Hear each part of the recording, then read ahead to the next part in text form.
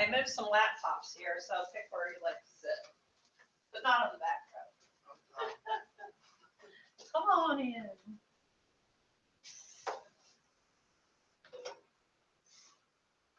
Ooh. Oh.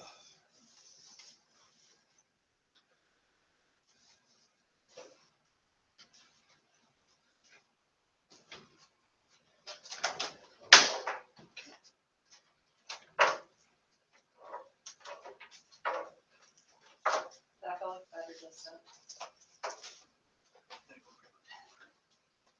Will you give Jerome a tap on the shoulder? Oh, he's coming. Okay. I'll see if he has a pen, because we are going to do writing today. Do you have a pen or pencil to bring? Otherwise, I'm going to lend you mine, because we do stuff in here. So I will lend you my pen. There's a notebook, a binder right there for you.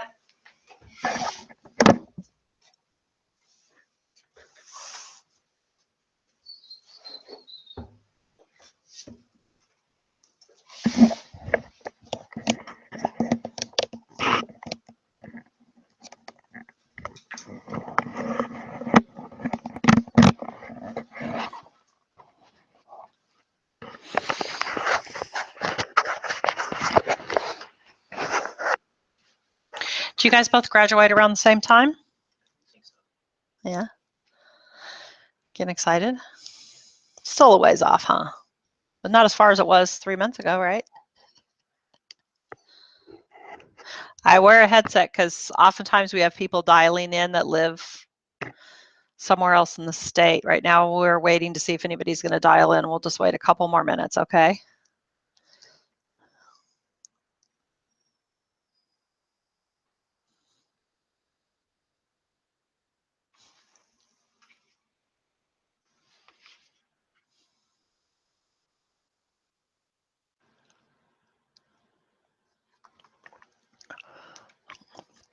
Jerome, if you want to, you guys can bring your lunch in here if you want, or if you want to bring something to drink, you can. I have my beer at home. So. That drink in your coffee cup, you mean? Yeah, that drink in my coffee cup. All right, let's go ahead and get started. So last workshop series, Ricky came for the first one, and then I fell down like a clown. And now we're back and we're on this new series. And so what I would like to do, Jerome, is set up a time that you and I could meet sometime between now and next Wednesday. So after the workshop today, if we could pick a time together, and I'll go through section 1 with you in your binder, okay? And because next week we start on creating your resume. And Ricky has a beautiful resume already. So there won't be much of anything for you to do, but you can still sit in here next week and look at your resume and see if there's any ideas of something you might like to do. But your resume looks so good. And Jerome, do you have a resume? Even though it might not show your IT stuff, but okay. So I would ask you to, it doesn't have to be by next Wednesday, but after next Wednesday, as soon as you can, to email a copy to me, but go ahead and bring a copy for yourself next week. I'm going to just take back what I just said, because if there's just going to be 2 or 3 of you in here, we can actually do a little more work together on it, possibly. So how about if you email a copy to me as soon as you can, and then I'll have a printed copy up here for myself to look at, and I'll have another copy of yours, Ricky, up here too. And then if you have specific questions, we can just do specific things next week instead of more general things, okay? So we'll be kind of a step ahead. So I'm just going to catch you up, Jerome, on a couple things. This is your binder, and each week that we meet, what we're going to go over is in your binder, okay? And so I have PowerPoint slides that go along with what's in here. But I know you guys don't need me to sit here and read this to you. So I just sort of skim things that are on each page, and then maybe sometimes I talk about or tell about something a little extra that's not necessarily on the page. So it's sort of like a three-ring circus sometimes. You got your binder, you got me saying something, and you have a PowerPoint slide up there. But I will just keep you informed about what page we're on. I might say, okay, turn the page or next page, or I'll tell you the title at the top of the page. So that's just a way to help you keep pace with what page we're on. And I always invite people to ask a question if something comes up. We're talking about something, you have a question related to that, ask it. Sometimes people like to ask a lot of questions, and then I might say, and I don't want anyone to feel offended, that's why I say it up front. Um, if it seems like you're having a lot of questions, I just ask you, and I can give you a piece of paper to make a note of your questions on, and then we can go over them after, because I am always fighting the clock. We want to be done at 1:30, but I could talk about this stuff all day, much to your chagrin, right? No, no, I don't want to hear that all day. So I'm always feel like I'm pushing it. And so if there's something that comes up and you do have several questions, extra questions about it, then if you can stay a few minutes after 1:30, then we'll go over those. Okay? And again, you can bring your lunch in here. It's kind of meant to be on the lunch break. You can bring something to drink in here, just be comfortable. But always bring something to write with, because in every workshop we do stuff. And each week, the topic we're on builds into future weeks. And also, the things that we work on in each workshop are going to end up either on your resume, in your interviewing, and in a cover letter. So it's specifically set up so that everything builds and you're going to use it somewhere, okay? So today, what we're going to work on is building your professional profile. And so this is going to end up containing a lot of information about you that are going to be related to skills that you have, especially soft skills. Soft skills are, hard skills are the things that you actually do in your work, whether it's past work, upcoming work, it's like the tasks and the functions. Soft skills are more the personal characteristics or attributes about you. Strengths is another word that's used often. Those are the things that help you get your tasks done. So your soft skills help you accomplish your hard skills. And so today we're going to primarily focus on the soft skill sort of things. We're going to call them strengths. We're going to call them features about you. And the whole time we're going to have several sheets to work on.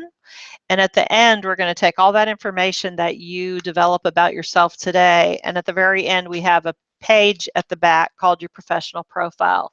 So it's a place to go through each of the activities we're going to do today and compile everything in one place.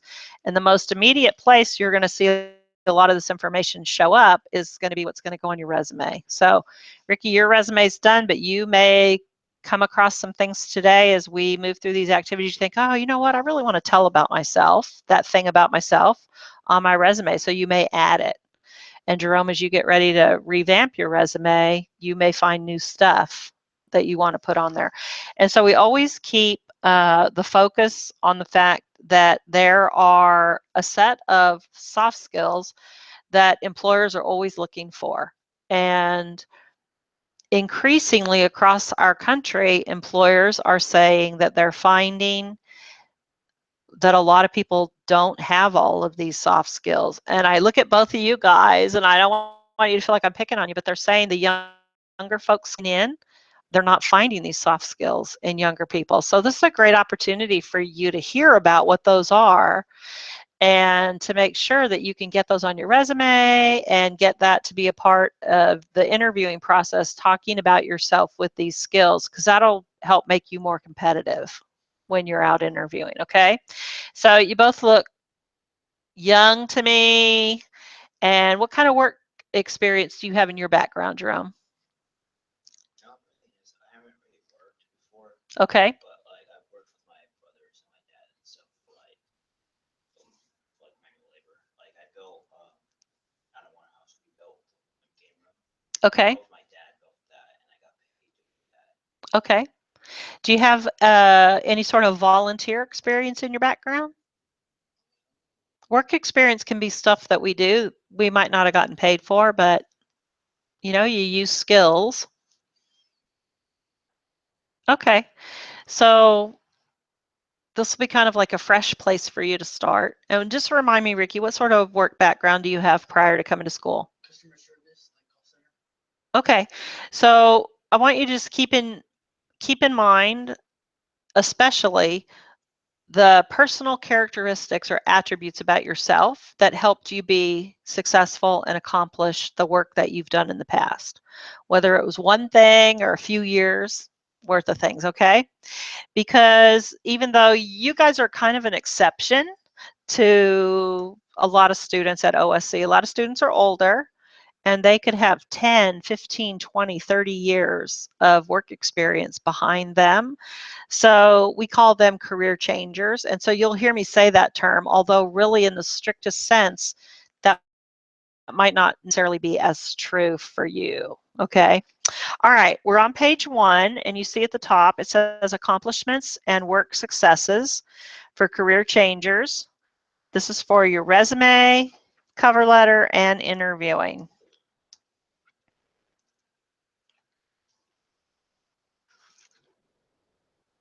So you see up here on the PowerPoint, it says that as career changers, noting your accomplishments and previous work successes is what will help you sell yourself to the employers that you'll be out interviewing with. And your resume and cover letters and your interview answers need to be accomplishment driven. So as we work through the activities today, you'll see that a lot of the words that we're going to focus on, they have an accomplishment feeling to them. And so I will ask you in a little bit to make some check marks or circle the words that you feel like relate to you. We're in section 2. Section 1 is what you and I'll go over.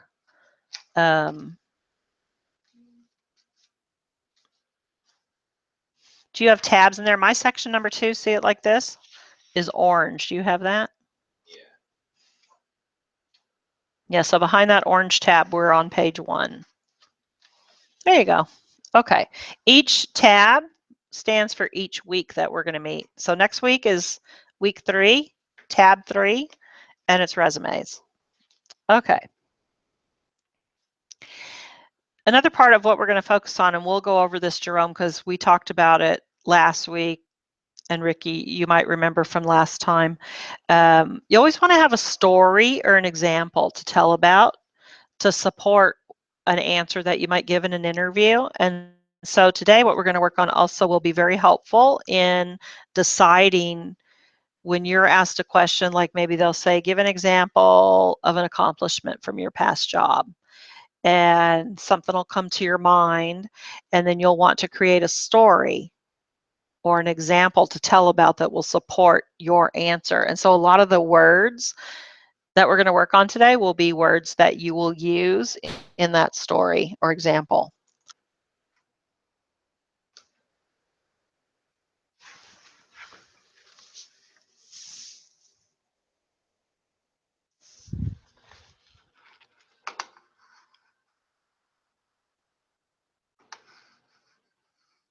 Can't find my mouse. My cursor. Oh, there it is. All right. So in the middle of this page here, you see where it says use this worksheet. This is a worksheet that we're going to work on when we flip the page here in a minute. But I want you to use this worksheet to help you look at your previous work and see your accomplishments. When you use this worksheet, here are 5 things I'd like you to keep in mind, okay? First, we want to list and talk about accomplishments that are specific and measurable. They had an outcome, and you can tell what the success or the accomplishment in that was. Next, you want to quantify whenever possible. So if you look at the examples here, if you can tell the person reading your resume or the person you're talking with in an interview how you increased something, or if you supervise people instead of saying supervised other people. Well, how many people? supervise 2 people or up to 25 people. So you want to be able to put some numbers in there, percentages, statistics, things like that, if you have that available to you, because it helps the employer see what is a big focus today, what you did in the past, successful things you did in the past, you will do in the future for them. Next, you want to be sure and know that it is a-okay to use superlative words like, I was the first person to do this. I was the best person at that. I did that the most of anyone else in my work group. Sometimes those words feel a little bit hard to say, right? Because you feel like, oh, maybe it sounds like I'm bragging or something like that. But there's always a way to say it that it won't sound that way. So if you've got some of those sort of things and you don't really know how to tell someone else about that, we can work on that as we work on building your resume and get into interviewing. And next in here is, for every accomplishment that you might write about on your resume or tell in a story in an interview, I want you to ask yourself this question. So what? What does it matter that I did this thing or that I had that accomplishment? Because I want you to be able to answer that, particularly in an interview, because that's how you're like showing your stuff. All right. So you ask yourself, I'm just making this up, but I can type 90 words a minute. So what? What could that mean to the person that you're interviewing with? What could it mean?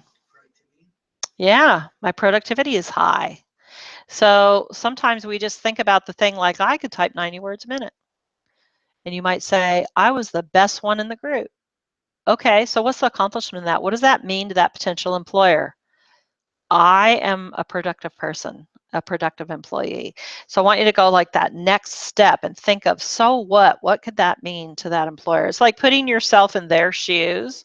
Like, yeah, he's telling me he can type 90 words a minute, but well, if you read like in the job description, some level of productivity they want the person to have, then right there, you're already prepared. You know you can answer that.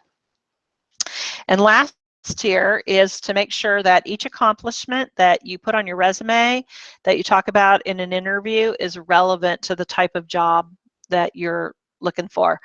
And so this gets into that, even though we take time here, and Ricky's already done it, taking the time to write a great resume, when you apply for each different job, there's things you're going to have to change on your resume. So, um, for example, who's heard of Career Builder, the online place to apply for a job? Have you heard of Career Builder? Yeah. Career Builder, when you submit your application or a resume for a job, it actually tells you how many other people applied to the same job. So a couple of months ago, I was helping someone submit their application on Career Builder for something, and up pops the message. It says 442 other people have applied for this job. How do you be competitive when you're 443rd person to apply for the job?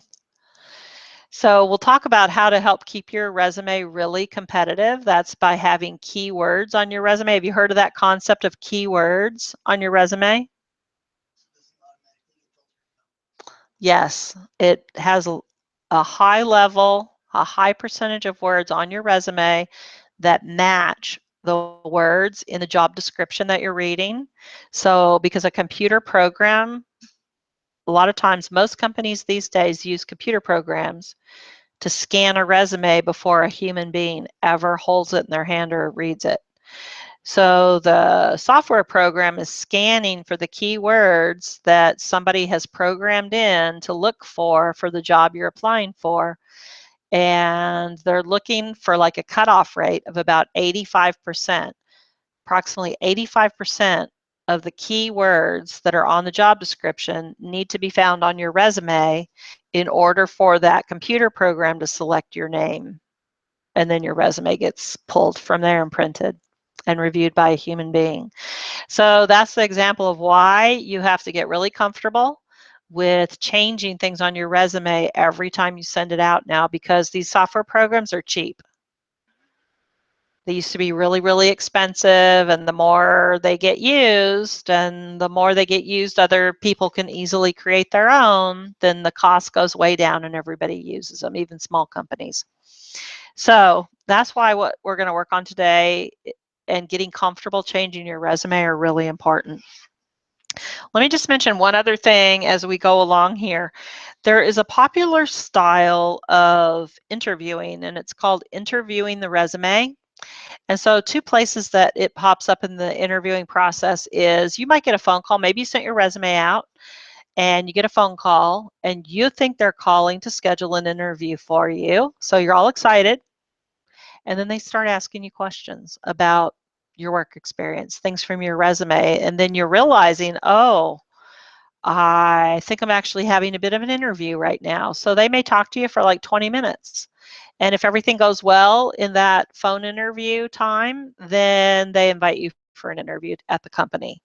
So it's really important to know, really be familiar with what is on your resume. Because sometimes by the time you get done writing your resume, you know everything that you've written on there and you sort of put it out of your mind. And then they start asking you questions and they catch you off guard and you don't have a copy of your resume in front of you and you can be a little foggy, like, oh yeah, what did I write about that?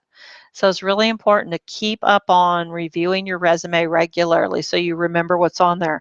Another time you might go to an interview and they literally have one piece of paper on the desk in front of them and it's your resume. And they might start right at the top and they'll say, well, Ricky, tell me a little bit about what you did here at this first job on your resume. It's really open-ended. You wish they'd ask you a specific question, right? But you want your answer to be tailored for things that can relate to the job you're interviewing for. So how do you know what you're going to answer? You spend a lot of time looking at the job description and looking at your resume and asking yourself, so what? What does it matter that I have this skill or ability? And it's based on a lot of stuff we're going to go over today. Being able to sell yourself, talking about your soft skills that are really valuable, and knowing what they're looking for so you can make that connection, what they're looking for in relationship to what you have to offer. All right, so don't be surprised when you get that kind of an interview. This next thing, are either one of you a military veteran? All right, so this next thing we'll just skip because that's related to veterans. All right, let's go to the next page in your binder.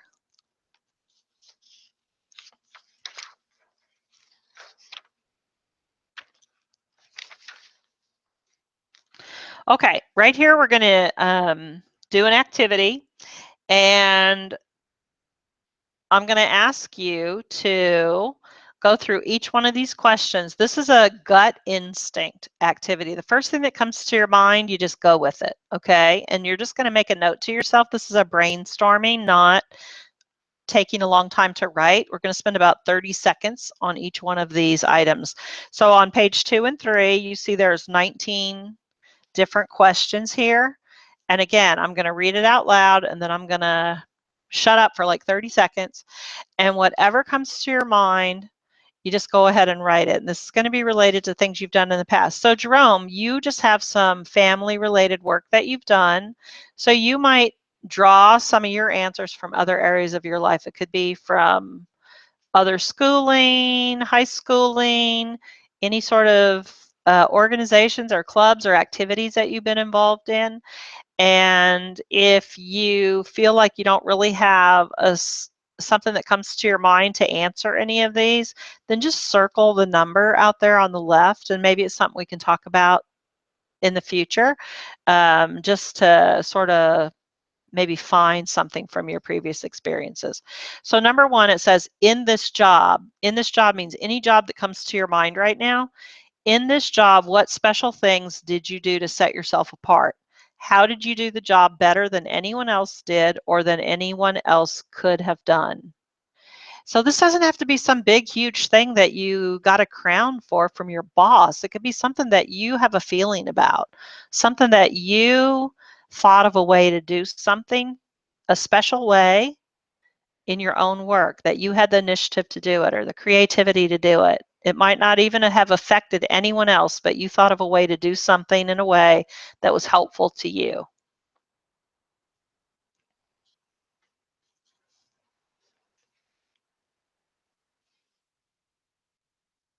And again, you can go back to school, volunteer stuff, clubs you've been in.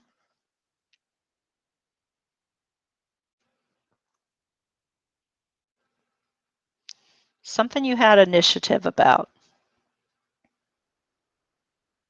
Could have been a project in school, high school even.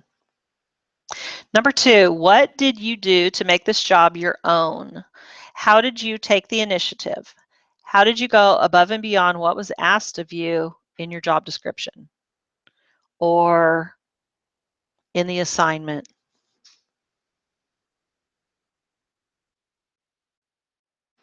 If the question doesn't totally fit your background experience, then you put a line through and change and put in whatever you want there.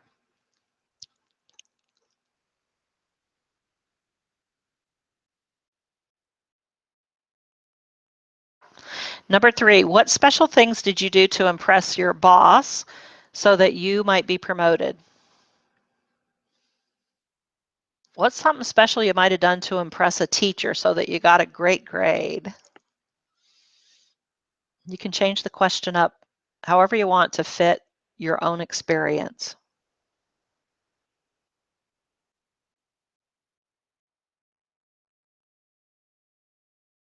And were you promoted?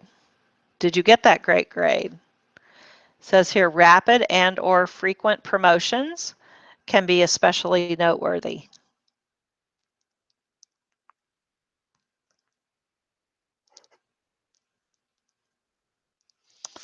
Maybe in a school situation, you always did a little something extra in a project to help bump your grade up a little bit. That's your initiative.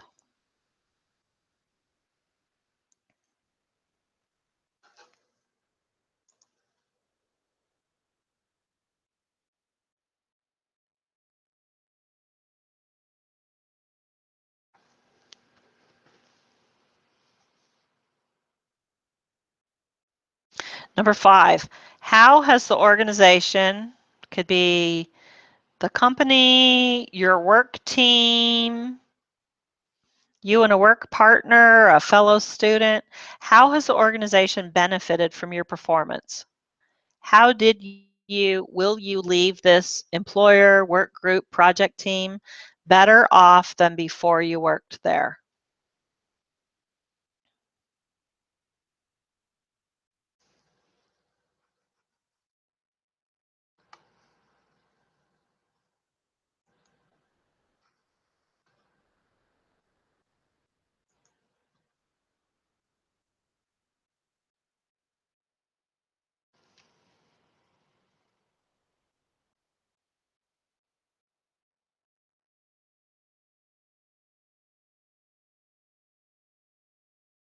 Number 6, list any awards that you've won. These are related to work, Employee of the Month, President's Club, could be any sort of award that you got in an organization that you participated with, an activity from school.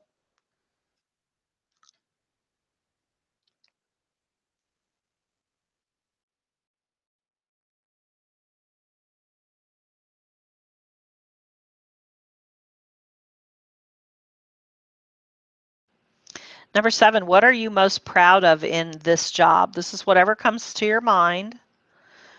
What's something in your experience are you really proud of?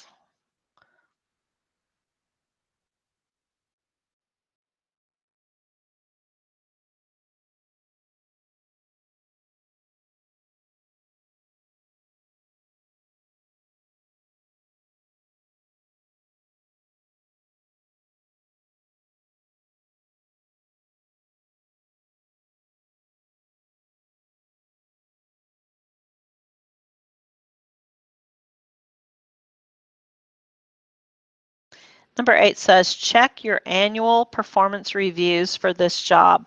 Provide below any glowing or even complimentary quotes from your reviews. Did you consistently receive high ratings? So there's a bunch of things there that you could respond to. So if it's outside of work, paid work experience, you could say, think back to grades you got on projects. Was there a nice comment or quote that your teacher wrote, giving you a compliment about your effort, for example.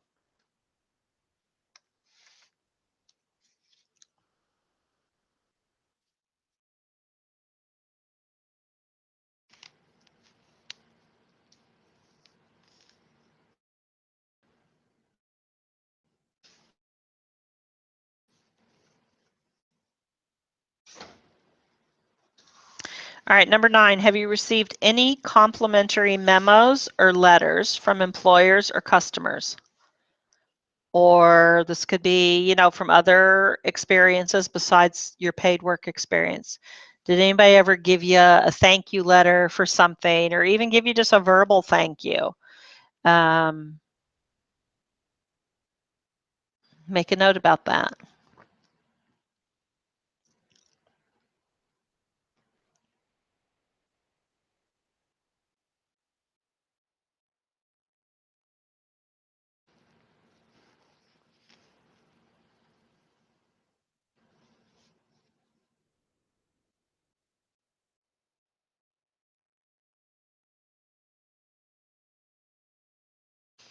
Number 10, what tangible evidence do you have of accomplishments? Publications you've produced, products you've developed, software applications you've written. So tangible evidence, something that you can show someone else. Do you have a certificate?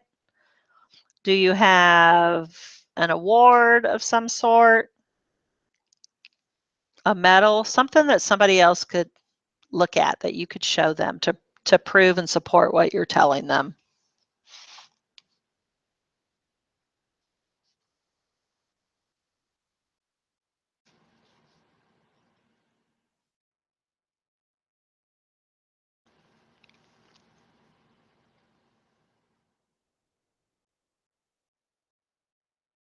We just had an OSC student, she's going to graduate in a couple of weeks, went on an interview about 3 weeks ago, maybe 3 or 4 weeks ago. And she had a whole bunch of samples of work she had done on the computer with her. And she just said, like, set them on the table, and the person interviewing her picked them up and started looking at them. And about halfway through the interview, she just said the lady, she stopped talking and she was looking at all the pages of my stuff. And she said, I was kind of worried because she just stopped talking. And I thought, maybe she doesn't like me, and I don't know if she's going to keep interviewing me. And then the woman looks up at her after like a minute and she says, the interview that you came for the job you came to interview for, has just stopped. And she said, we're changing gears here. She said, I'm interested in you for a different position. And she said, as a matter of fact, the position is not even developed yet. We haven't even written the job description, but it's working for me, she's telling her. And she said, I would like to offer you that job right now, because she saw her work and it was related to what this manager was looking for.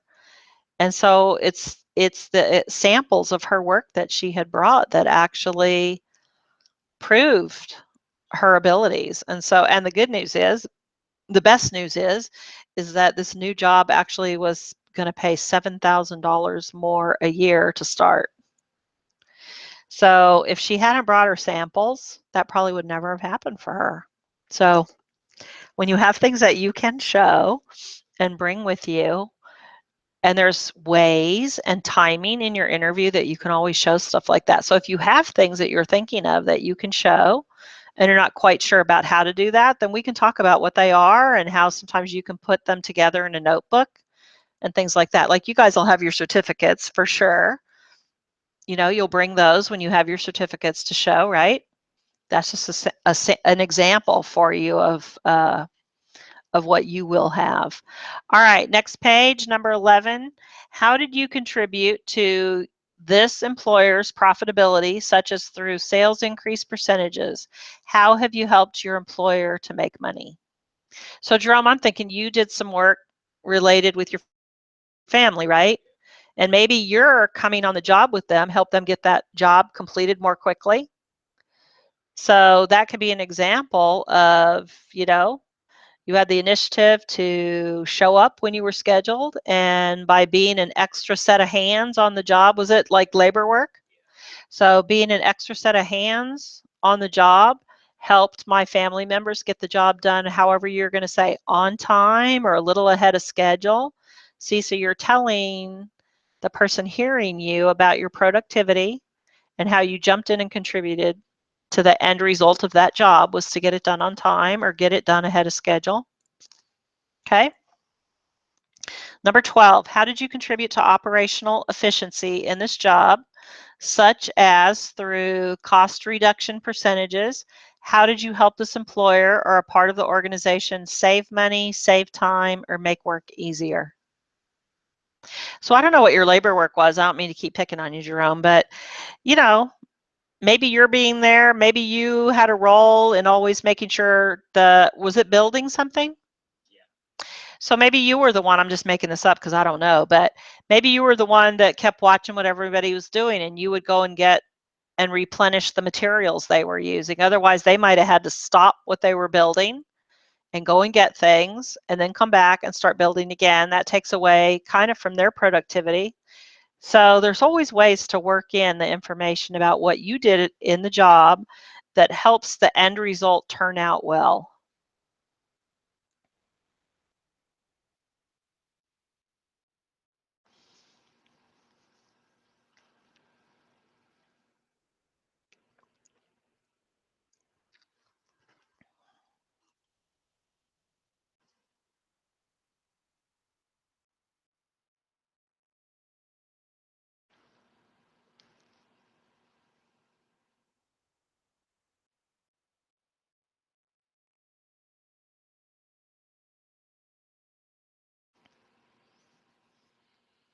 Just want you to keep in the back of your mind that one day you're going to be in a situation of really selling yourself in an interview. And this is where what you're going to sell about yourself comes into play. You're working on that right now.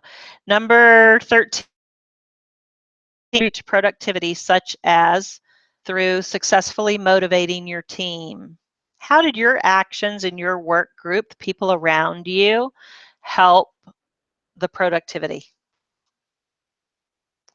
Sometimes it's just by having a cheerful attitude every day when you come in, you know.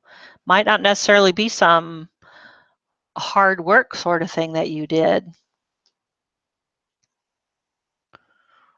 Like one of the students today, she brought in some special coffee and bagels and stuff back in the break room. In case you didn't know, it's back there.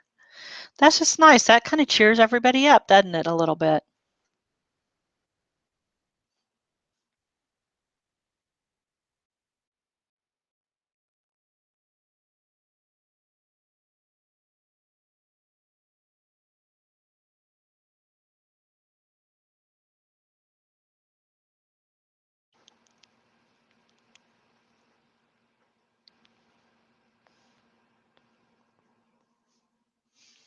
All right, number 14. How did you help make your company more competitive?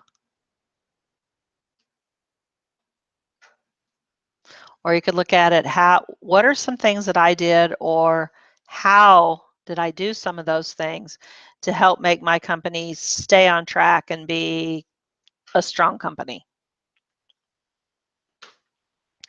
or a strong project team or a strong group?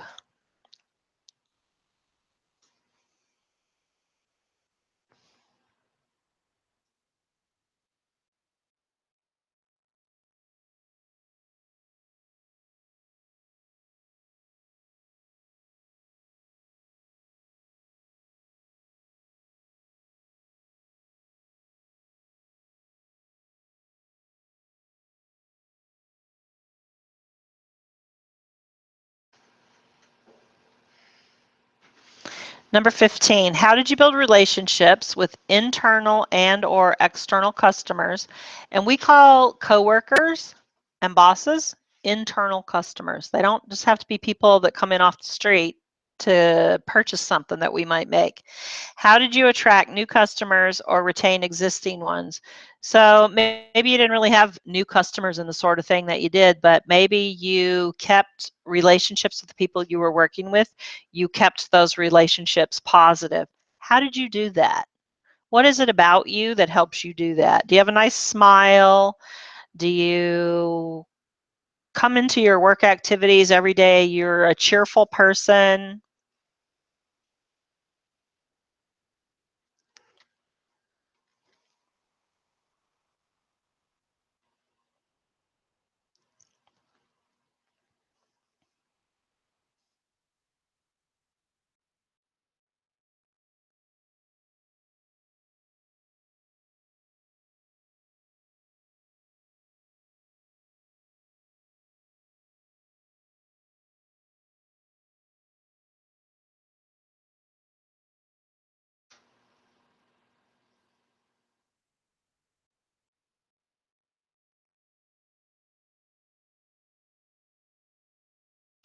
Number 16, how did you help expand the business? That might be a tough one based on just a little bit I know about you, just your two backgrounds here, but what's something you did to help keep the whole work that you were doing, keep that group going, moving forward? You can change up the question to suit your own background a little bit there.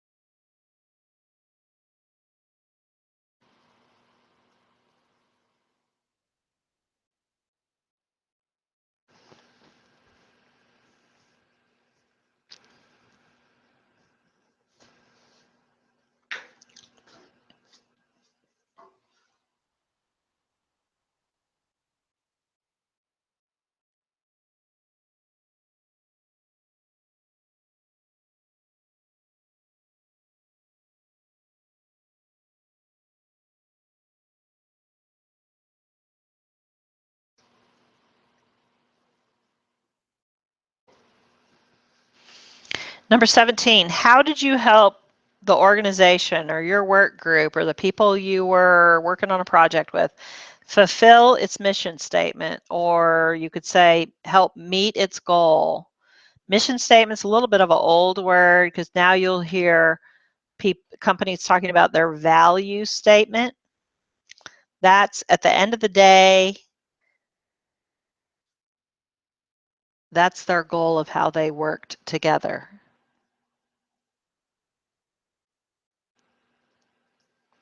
So how did you help the group you were with meet its goal?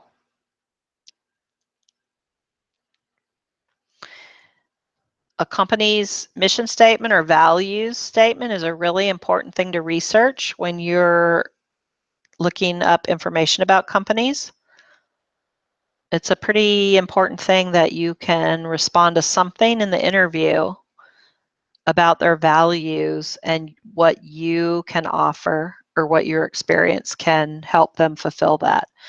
Number 18, if you had to be the writer of a letter of recommendation about you from your boss or from a former, in your situation, you're a family member or somebody that you worked on a project with, but somebody else was going to write a letter of recommendation about you, what would it say? Got a little typo there, sorry.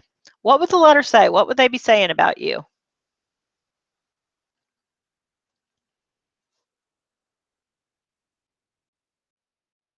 Don't tell me hard worker. What does hard worker mean? Draw that out a little bit.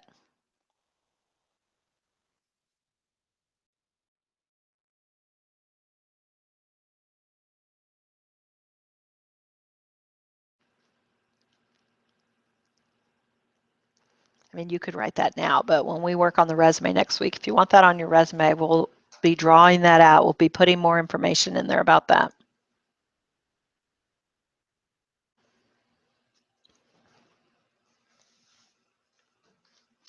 Okay, last one, finally. Number 19, how did you solve one or more specific problems in that job?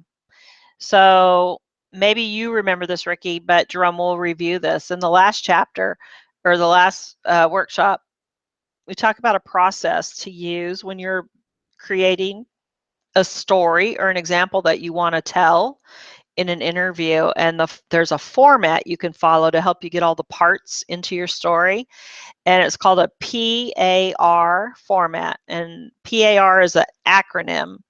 P stands for the problem, remember that? Or it could be not everything's a problem. It could be a situation or a challenge you faced. A is what action did you take? And R is for results. What was the result? What was the outcome? So you think about how did you solve one or more specific problems? And so then you use the PAR format. You tell what it was about, what part you played, just you, just the part about you, and what was the outcome or the result.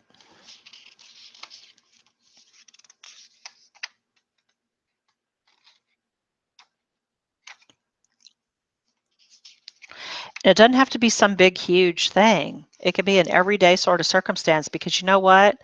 Pretty much daily life is about solving little problems, isn't it? And sometimes people just want to say, oh, you know, that's your problem. I'm going on a coffee break. And other people just like think, oh, that'll just take me 5 minutes. I'll fix that, or I'll work on that, or I'll think about that, or I'll do that. And that's the kind of people that employers are looking for.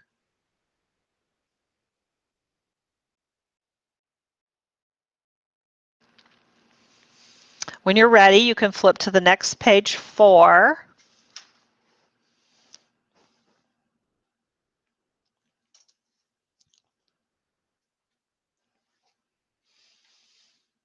All right, on page 4, you'll see that it's titled up at the top, List of Strengths for Resumes, Cover Letters, and Interviews. So this is a whole list of strengths here. And what I want to ask you to do, and again, this is sort of like your gut instinct sort of thing. I just want you to read all 3 columns of these strengths, and however you want to do it, put a little check mark next to, or a little dot next to the ones that jump out at you and say to you, oh yeah, that is a strength that I have. So I kind of want you to speed read. I don't want you to analyze it and go back and forth. This is just a gut instinct sort of thing to do. And there's a little space at the bottom of the page. If something you read on there makes you think of something else, but you don't see it on this list, then you go ahead and add it.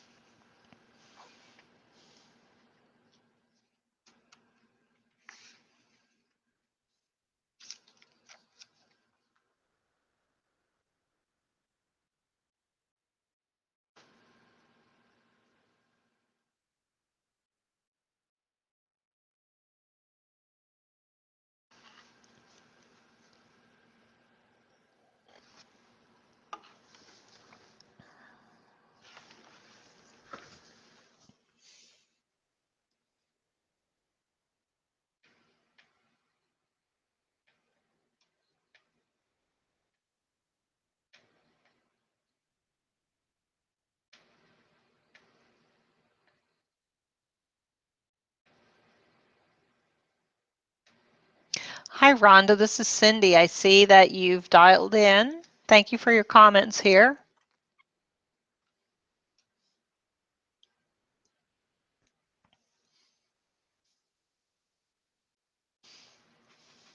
It looks like you found your place in your binder and you've caught up with us.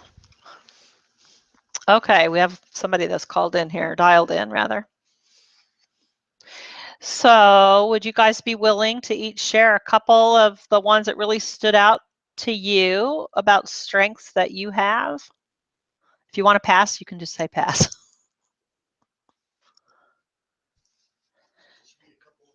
Yeah, a couple that really stand out to you about yourself. Accuracy, dependable, determination, facilitate learning the latest computer technology, efficient, open-minded, optimistic, positive attitude, respectful, and strong work ethic. All right, awesome. So you can see how those sort of things could go on your resume, right? Make sure that those are on your resume, whether they're in your summary section at the top or you're in listed in some of your job descriptions. And also to note, when you start reading job descriptions, which is a good thing to start doing even though you're not job searching yet, start reading them so you get a feel for, wow, that sounds like a kind of job I would like. What companies offer a job like that? But you'll be looking for things that match your strengths, because interviewing and getting a job really should be a two-way street. You know, you're interviewing, they're evaluating you, and you want to be evaluating them at the same time. Does this look like a good company for you? We have somebody that graduated maybe a couple of months ago from the IT program. Did you know Steve sat right here by the door? Older man with light hair. Oh, maybe he was done right before you came. Anyway, he was working, and I called him last Friday about sending his resume out on a job lead, and he told me, oh, today's my last day at this job. Monday this week, he just started a brand new job. And I said, so what's the best thing about the new job? This is what he told me. They offer benefits, and they bring in breakfast for you twice a week, and they have ping pong tables. So it's like you're evaluating. Those things are fun to him, you know? So you always want to be evaluating what you're going to get from the company as well. So when you look at your strengths, do you get an opportunity to use your strengths? I guess that's the moral to the story I was trying to bring up. Do you get an opportunity to use your strengths so that you can keep building those? Because you know what? Sometimes in a job, there could be things that we're really good at, but we don't like doing them, right? Certain things we can just be, oh, well, let so-and-so do that because they're great at it. But you think like, no, don't ask me again. I hate doing that. That burns us out, right? So you want to be evaluating. Do you get to use your strengths, things you enjoy there? Will you share a couple things, Jerome? Yeah. Okay. Organize, people skills, product knowledge, computer technology, flexible, focused, personality, listening, logical thinking, dependable, and determination. Cool. All right. And you see you guys picked really different things, didn't you, except for the technology stuff? Yeah. So it makes you very individual. Let's see. Rhonda, will you share with us a couple of strengths that you identified?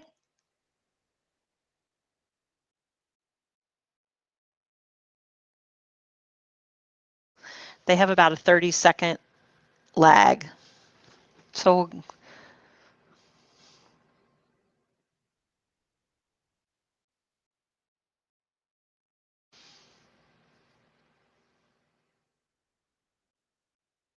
I'll go on and I'll keep watching, Rhonda. If you respond, I'll see it on the chat here on the computer monitor. All right, next we're going to go on to a topic called transferable skills. We're on page 5. Who knows what a transferable skill is? No hands flying in the air. All right. Transferable skills are skills that you have, characteristics about you that no matter what sort of work you do, no matter what company you work for, no matter who you work with, they're going to be valuable to any employer. They're mostly things that are inherent in us, like we're born with them, okay? So what could be an example just right off the top of your head? What's something you think is a transferable skill you have? No matter who you're going to work for or what job you're going to do, they transfer with you. You bring them with you. People skills, that's a perfect example. And then let's stretch that out a little bit. People skills. What's something in particular, if you feel like you have really good people skills, what's one thing in particular that is a people skill for you that you have to offer?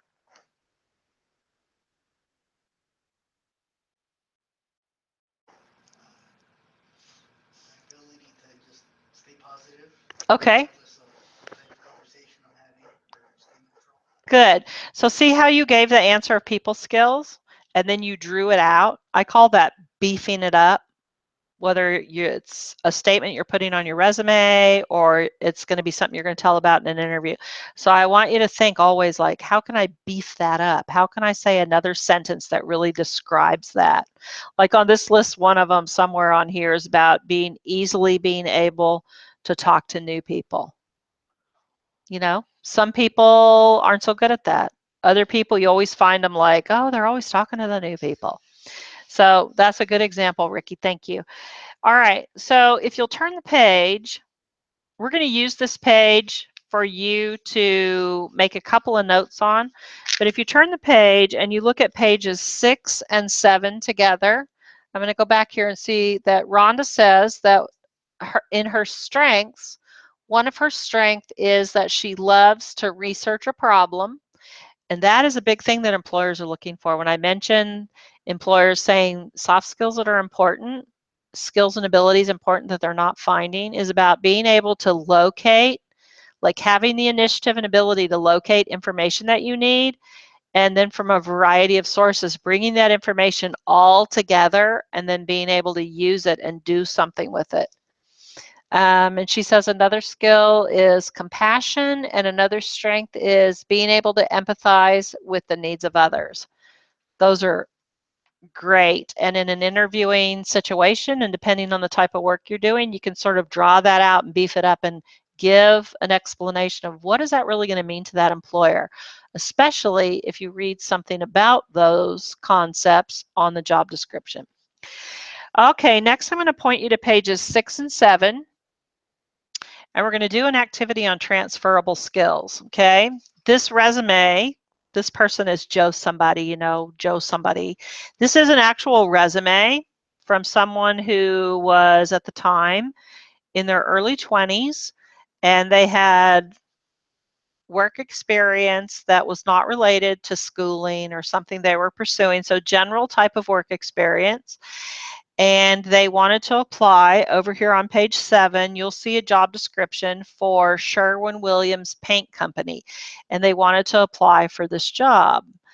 And their first response about the job description was, well, I have never worked in a paint store before. Okay, but they have a lot of things in their work background that they can use as stories and examples to support their ability to do practically everything in this job description. So we're going to take a look at a couple of things, and if you want to note them, then you can flip backwards to page 5 and you can list what you see as a transferable skill from their resume and over to the right column to the job posting, the item in the job posting that it matches up to. So let's look at the top bullet point here on the Sherwin-Williams application. It says this position is responsible for assisting customers in person and over the phone by determining needs and presenting appropriate products and services.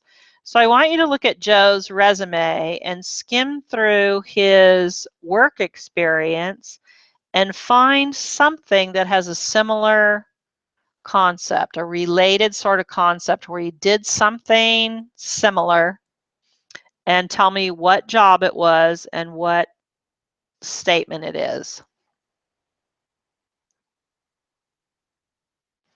Because especially as career changers, you're going to really want to focus on your transferable skills, especially in the top section of your resume, the summary or the highlights section.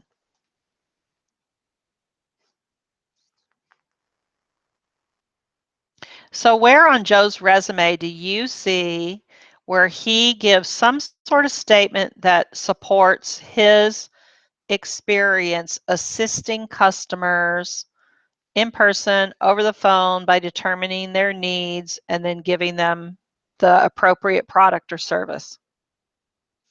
Where do you see something on his resume that supports his ability to do that? The fourth bullet point under assistant photographer. Yeah. The first two bullet points under the team member at any restaurant. Yes. So the fourth bullet point under assistant photographer, served clients by listening to their ideas and helping them with their choices. And then under team member, customer service, taking accurate orders, etc. So see, when he's prepared, then he can say, yes, I've done that. In his mind, he was thinking, no, I haven't done that because it was in a paint store, right? But he has done those sort of things, just wasn't in a paint store. All right, let's look at the second bullet on the Sherwin-Williams job description. This involves ensuring that sales transactions are completed accurately, maintaining accurate work order files and formulas, pulling appropriate products from the sales floor or warehouse, and tinting and mixing them to customer application specifications. So his first response was, I've never mixed paint before. Okay, that's an example. Employers say we can teach people the hard skills, but it's harder to teach people the soft skills that we need. So they can teach him to mix paint, right? But the soft skills here would be harder, would be his interest in being accurate. So where do you see something in his job descriptions on his resume that would help him support that he could ensure that sales transactions were completed accurately and that work orders were completed and filed? What do you see from his resume that would support that? First, let's look at the sales transactions.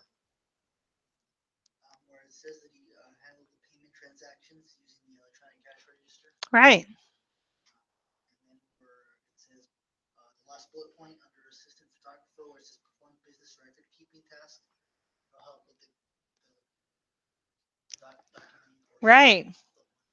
Yeah, so it doesn't matter what the industry is or what the company does, right? These are the transferable sorts of things that you will take with you onto the next job. Okay. The other one that I always like to point out here is the 1, 2, 3, 4, the fifth bullet point down, physical requirements, like carry 50 pounds, sometimes up to 100 pounds, retrieving materials from shelves and floor stacks, handling drums of materials in excess of 100 pounds. What is that? That's like the physical labor part of the job, right? So where does it show on his resume that he's no stranger to physical labor? Yeah. So he's used to working hard with his muscles, right? Okay, let's turn the page now to page 8. This is going to be another one of those gut instinct sort of activities, just like you did a couple pages ago. These words, these are a list of transferable skills. And I'd like you to just read each list here. And again, put a mark next to the ones that jump out at you and you say, yeah, that is me. Okay. And there's space at the bottom. If you think of something else that you don't see on this list, go ahead and write it in down in the bottom of the page there.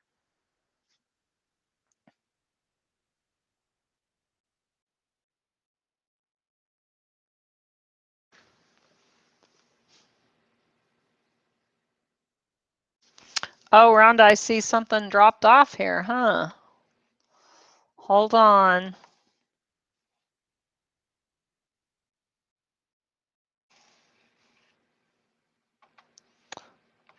This computer monitor is behind me, so I don't always necessarily see every moment here. This is one slide ahead of where we are right now. Okay, there we go. We'll be there in just a minute.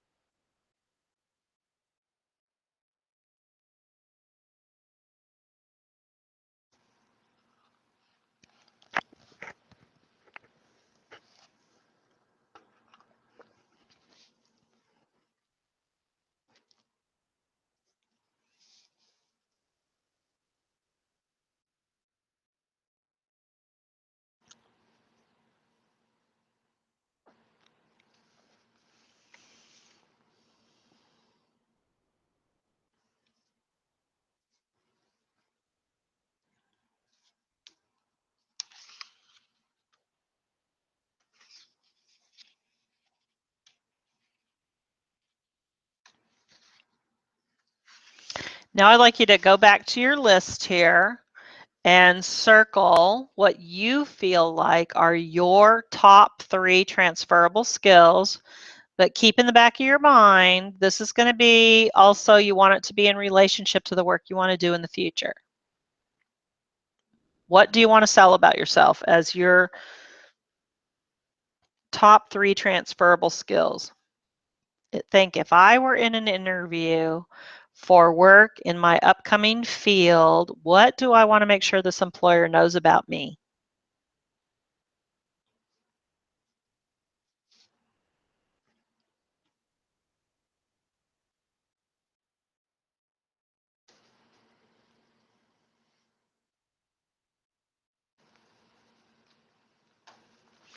Then I'm going to ask you guys again if you'll share. Will you share what you circled, Jerome, the 3 that you circled? Organized, Okay. analyze, and adaptable. Organized and what? Analyze and adaptable. Okay. Ricky, how about you? Computer skills, multitask, and teach others. Okay. So you guys think about how you might capture those things on your resume. Okay. And Rhonda, what about you? What are the top 3 that you identified?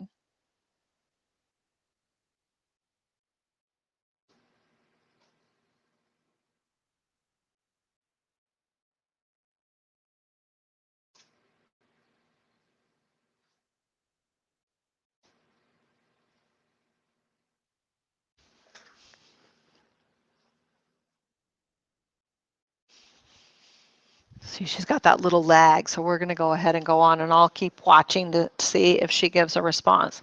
All right, on page 9, we're going to talk about features and benefits. These are the features of you. These are the things that you bring to the workforce, to your job, and the benefit of those things to your employer. This sort of goes back to that idea at the beginning today of so what? So what that you have this skill, or so what that you have this ability? How is it going to benefit the employer that you have this, okay? So this whole concept of features and benefits comes from the world of sales.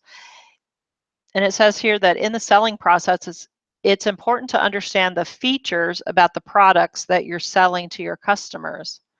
Even more important is to be able to explain to your customer the benefits about each feature. This concept will help you educate your customer and ultimately have your customer want to purchase your product. So I'm gonna stop right there. Like, once upon a time, I had a really old dishwasher, and it just was like not starting to run. So off we go to Sears, and we get the big sales tour of all the dishwashers. So I ended up with this dishwasher that had all these features on it. And guess what? They came and put the dishwasher in, and in 3 weeks, she didn't work no more. So the technician comes out. He ends up replacing the motherboards. So you got UIT guys will know about that. It was like not anything to fix. They had to just take the brains out of it and replace the brain, right? 2 weeks later, guess what? Didn't work anymore. But it had 28 features, special features on it. But was it benefiting me? No, because I couldn't get more dishes washed in it. So it didn't matter how many great features it had no benefit to me.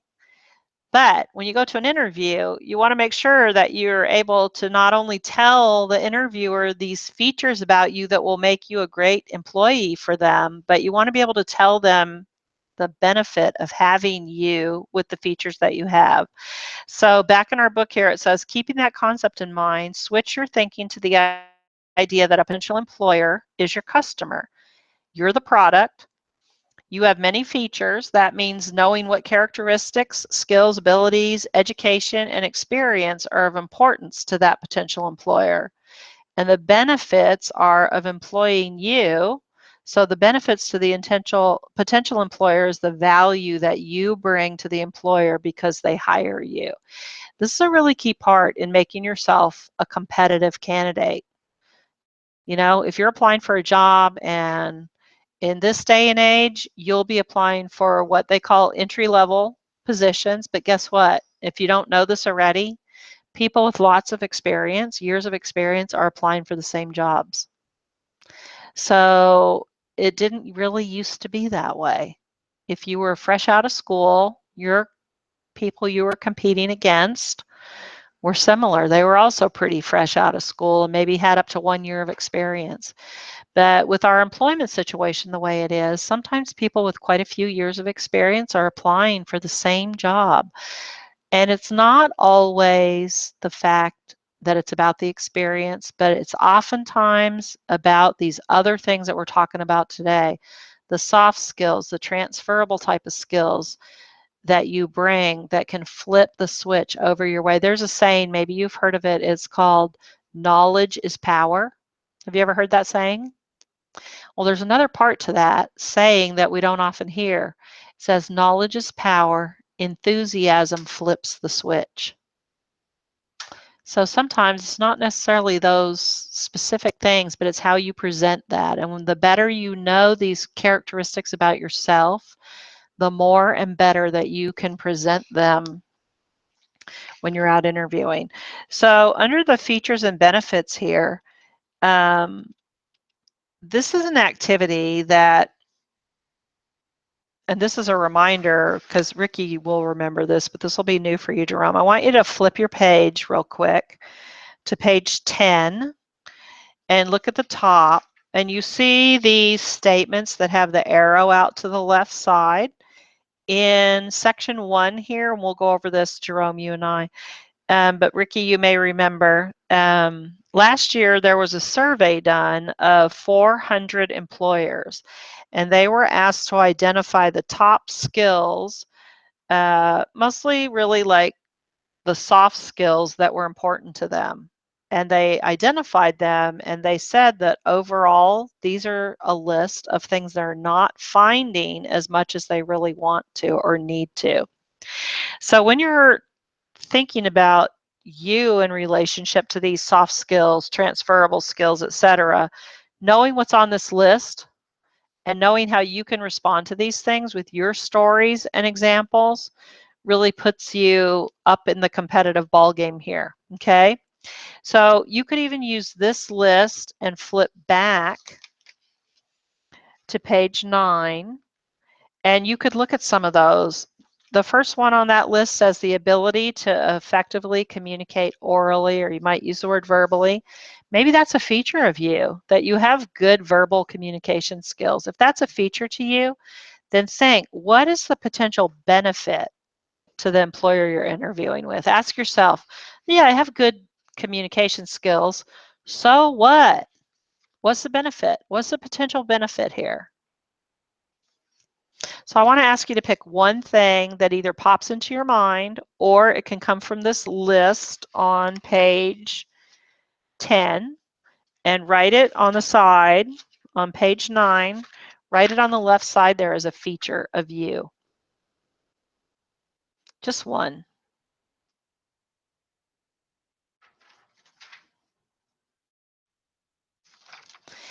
And this is a good activity to do when you start interviewing, to go through your job descriptions and ask yourself, what are they looking for in this job? What features are they looking for? What do I have that matches up? Even take a piece of notebook paper and draw a line vertically right down the center. And on one side, you put what they're looking for in the job description. And over to the right, across from that thing, you write what you have to offer, and write a statement or two that would be your story, your example to support it and back it up. What's the benefit? Okay. So which one did you pick, Ricky?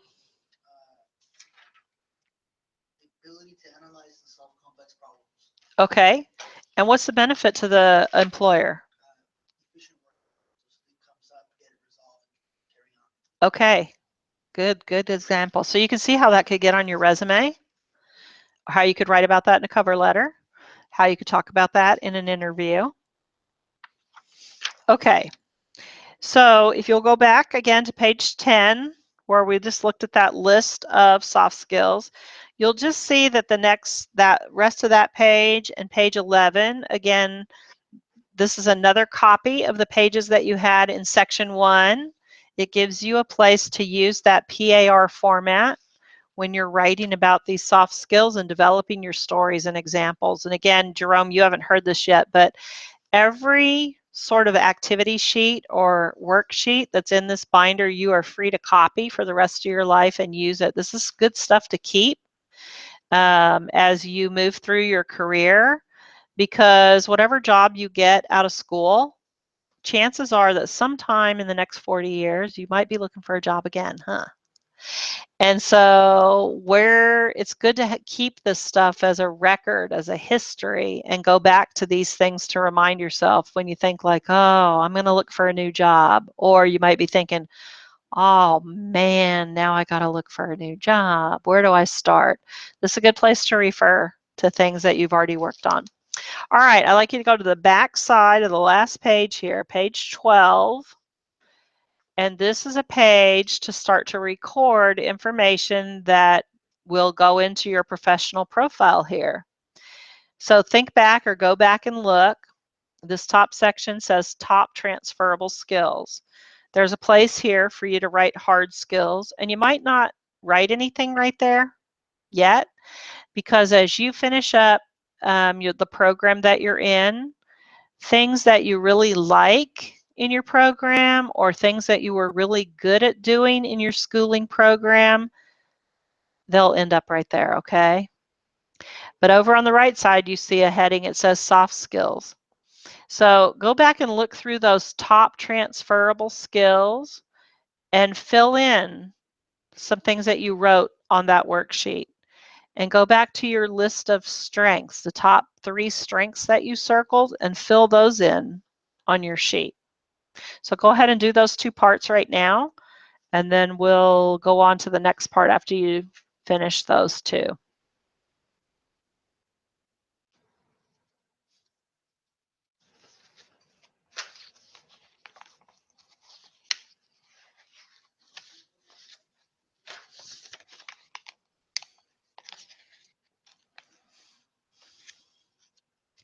For your soft skills, you can go back and refer to page 4, soft skills strengths, and include information from your transferable skills sheet that you did. And then, I'm sorry, your strengths are from page 4, top 3 strengths. And then your top transferable skills, those are from page, hold on while I flip there.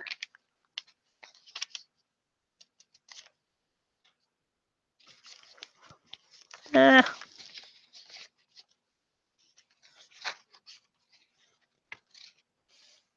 my pages are like sticking together here. Page 8. They could be in the other order, huh? Then they would match up.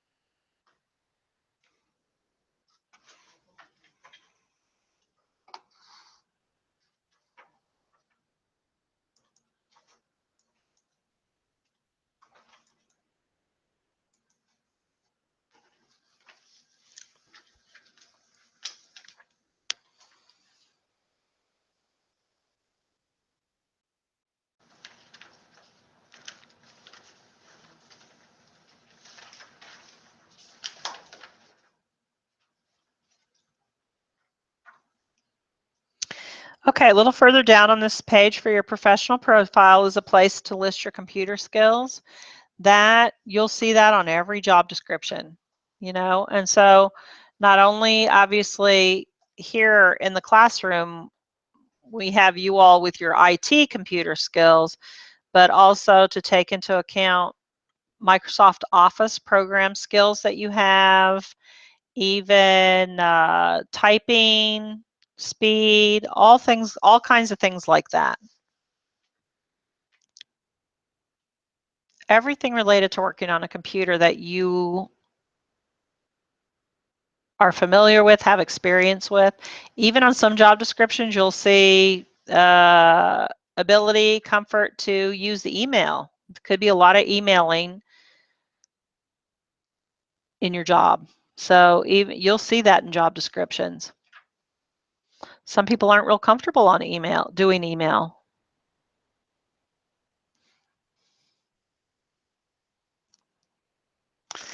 Another value of starting to look at job descriptions and even printing them and keeping them and reviewing them is to find two things.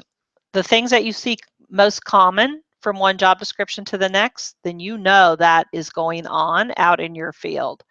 But also to note the things that seem, oh, I haven't seen that on other job descriptions. Things that are different or unusual or kind of stand out because you're not seeing it over and over, because that could give you an indication.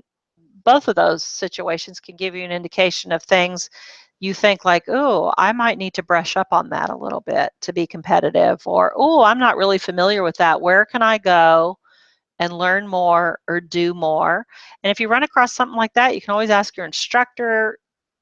You can ask me, you can ask anybody here at the school, and we'll give you some ideas about how you can either brush up on something like that. I find that email is one thing that sometimes is not real comfortable for people because it's real different writing your buddy or your grandma email, hey, how are you, than it is to communicate professionally in work emails, letting people know about progress on a project or answering questions that they have. You guys would be answering questions possibly from users.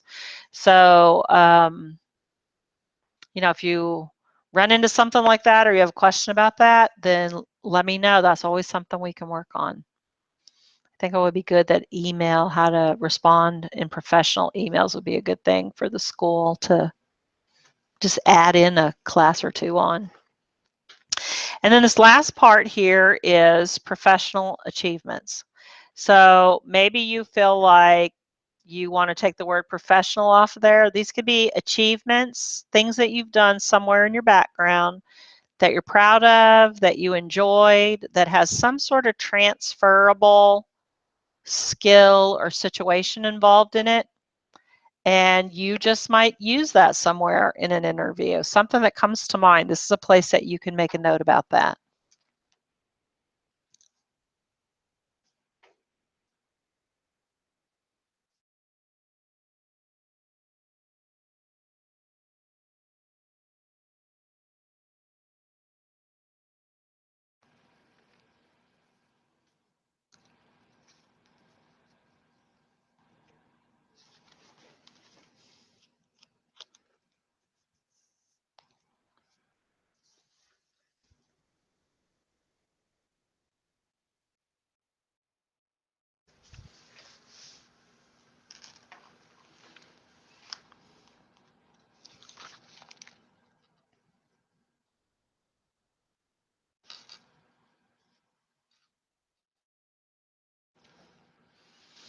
Okay, we're all finished for today, but I want to just remind you of a couple things and ask you something. If you have any parts from today that you want to work on and develop a little bit more information about, or even start writing some of your PAR stories or examples because you in particular right now feel like it could be related to something you want to have on your resume. If between now and next week you'll work on those, spend maybe like 30 minutes over the weekend and look back through your notes and fill in anything like that that you might want to, that'd be great to do.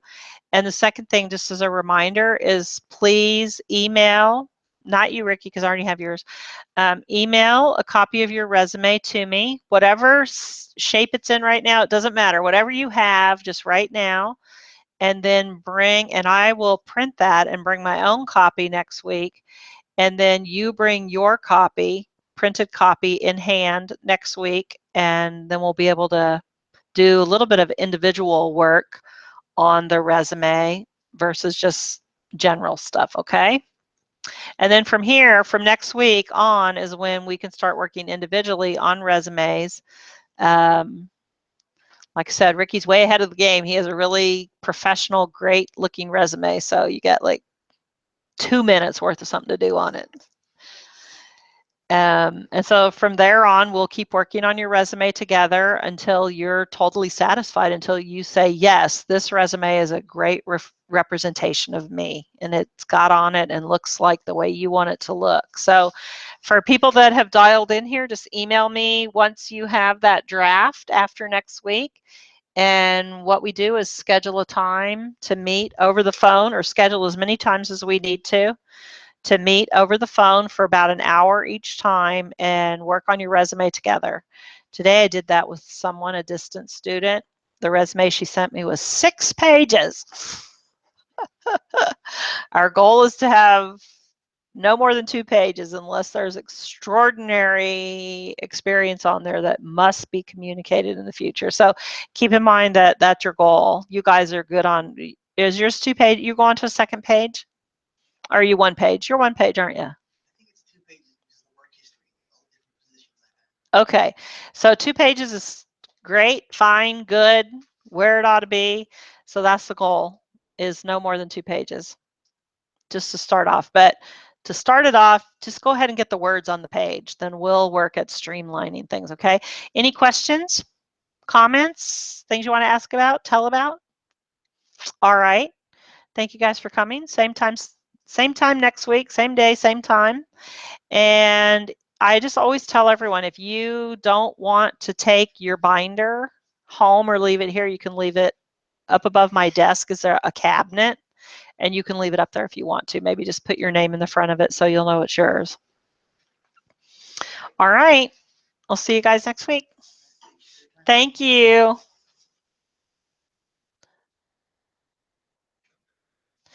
Rhonda, I see your question about summaries. I'm guessing that you're asking about summaries at the top of your resume. Yes, that is really, really looked for these days, to have a summary at the top of your resume. And that is a place to make the transition from your previous work experience into the future. So when you write your summary, always be keeping in mind what you want to do in the future related to whatever program you're completing here at OSC.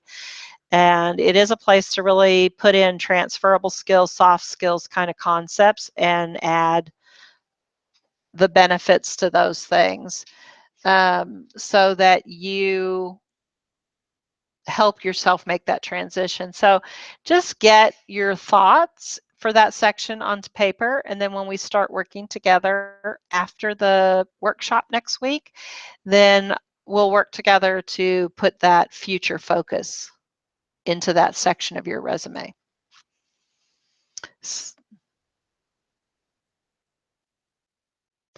Oh, you've heard that summaries are out now. That's why you ask. Well, I think it's what you're responding with could be an example that you can go online and look at all kinds of stuff, but the summaries need to be, I'm going to say the opposite. The summaries are the place that you get to focus on this career change concept, and you get to immediately tell the reader the most significant things about you, because people reviewing resumes on an average spend maybe 10 seconds, give or take 2 or 3 seconds, looking at a resume. And if they don't find something right up at the top portion of that resume that really grabs their attention, then they're not likely to sit and read the entire resume of work experience. So what you have to tell them at the very beginning of their reading should be the most hard-hitting, helpful information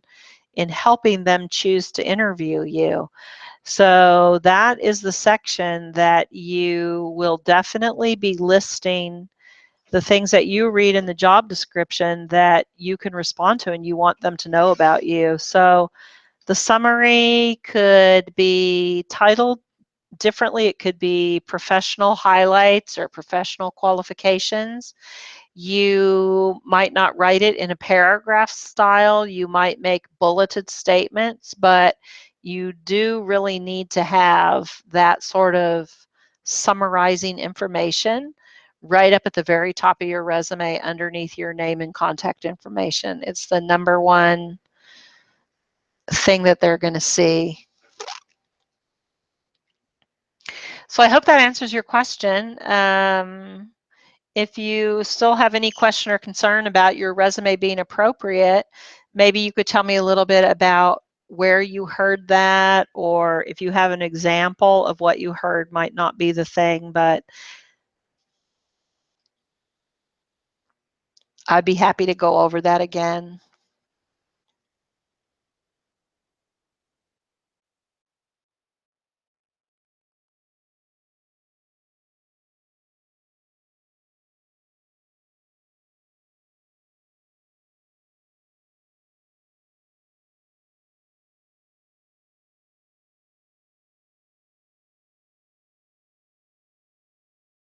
Oh, okay. At the Oceanside Career Center. Well, you might want to, if you really want to check that out for yourself, you could always check one of the most popular people out in the career employment world to give advice on resumes and interviewing is Richard Bowles. His last name is spelled B as in boy, Olles. And every year he wrote a book called What Color is Your Parachute? And every year he updates that with a lot of statistical information and trends. So you could even look him up online. He probably has something on his website that tells about what sort of information is popular and being looked for on resumes. He's one resource that I would offer to you. Okay, you'll go with what I said. All right. Thank you.